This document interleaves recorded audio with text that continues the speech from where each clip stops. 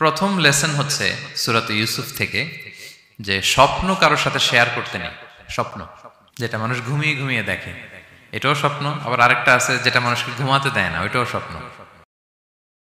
স্বপ্ন যেটা মানুষ ঘুমায় দেখে এটাও স্বপ্ন, আবার যেটা পাবার আকাঙ্ক্ষা মানুষকে ঘুমাতে দেয় না ওইটাও কি স্বপ্ন, ওটার ভিশন বলে। এই দুইটার একটাও কারোর সাথে শেয়ার করতে নেই।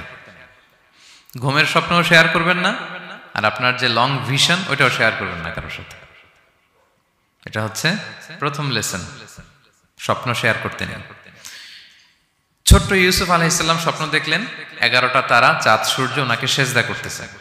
এই স্বপ্ন দেখি তার বাবার সাথে শেয়ার করলেন, ইয়াকুব আলাইহিস সালামের সাথে। ইয়াকুব আলাইহিস সালাম বললেন, লা তাকুসুস রুইয়াকা আলা ইখওয়াতিকা ফায়াকিদু লাকা কাইদা।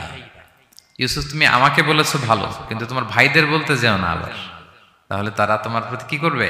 জেলাসি করবে, ষড়যন্ত্র করবে। আর নি'মাতু মাহসুদা, এটা পৃথিবীর চিরাচরিত নিয়ম।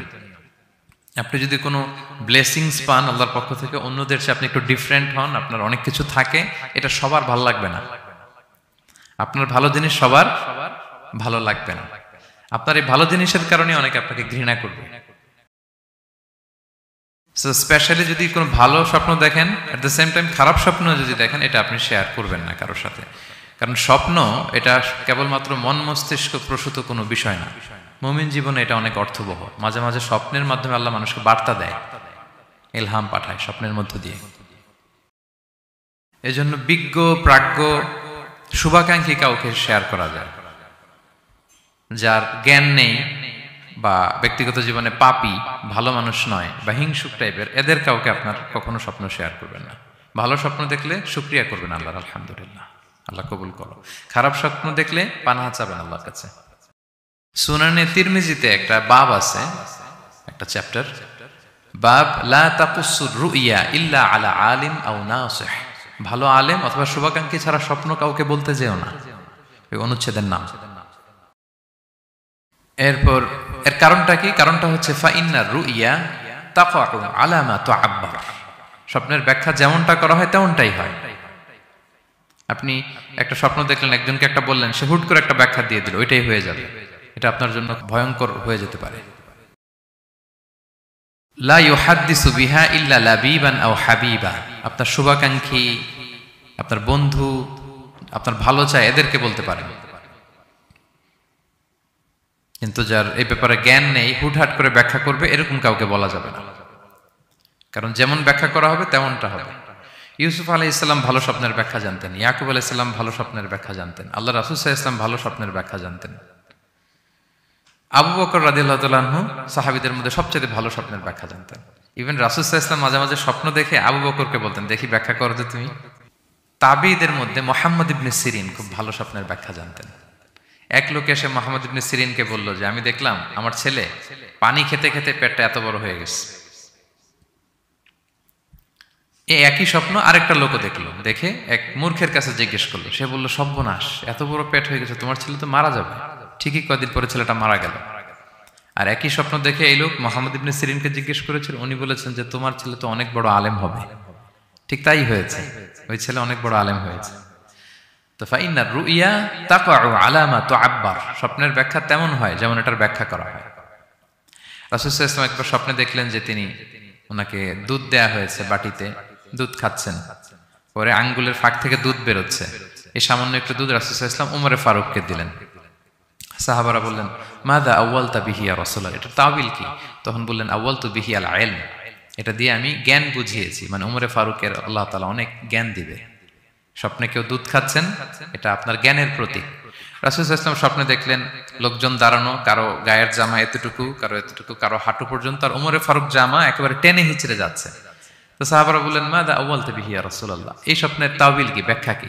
রাসূল সাল্লাল্লাহু আলাইহি ওয়াসাল্লাম বললেন, আউয়ালতু বিহি আদ-দীন আত-তাকওয়া, এটা দ্বারা আমি দিনদারি বুঝিয়েছি। মানে উমরে ফারুকের দিনদারি অনেক বেশি। স্বপ্নে কেউ ছোট জামা দেখলে তার দিনদারি কমতেছে, এটার একটা আলামত। তো এই জন্য হুট করে স্বপ্নের কথা কাউকে শেয়ার করতে নেই।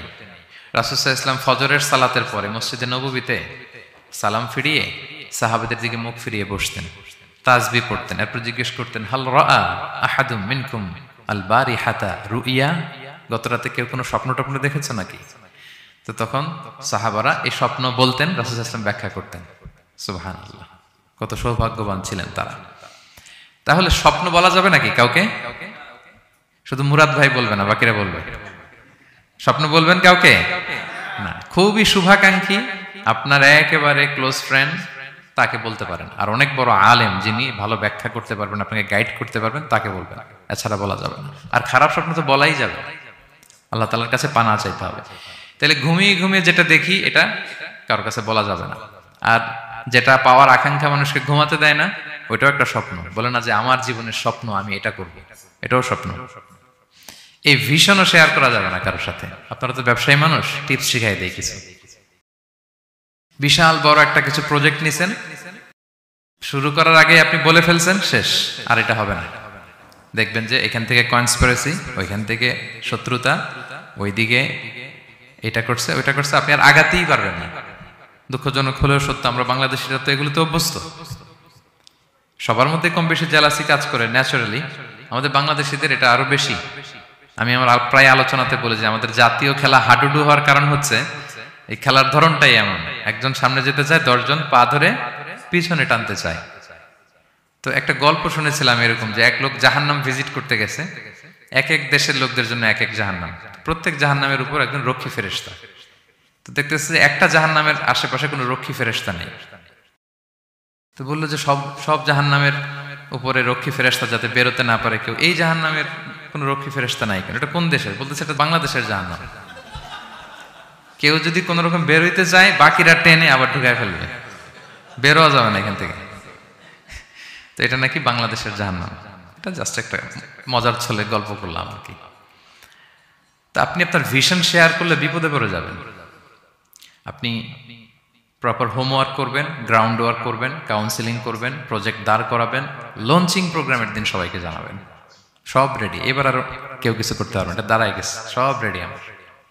লঞ্চিং জাস্ট একটা ফর্মালিটিস, তারপরে আমার কাজ শুরু হবে। কিন্তু আপনি আগেই যদি সবাইকে জানায় ফেলেন, হবে? এটা হবে না। এটা হচ্ছে 1 নম্বর লেসন, স্বপ্ন শেয়ার করতে নেই।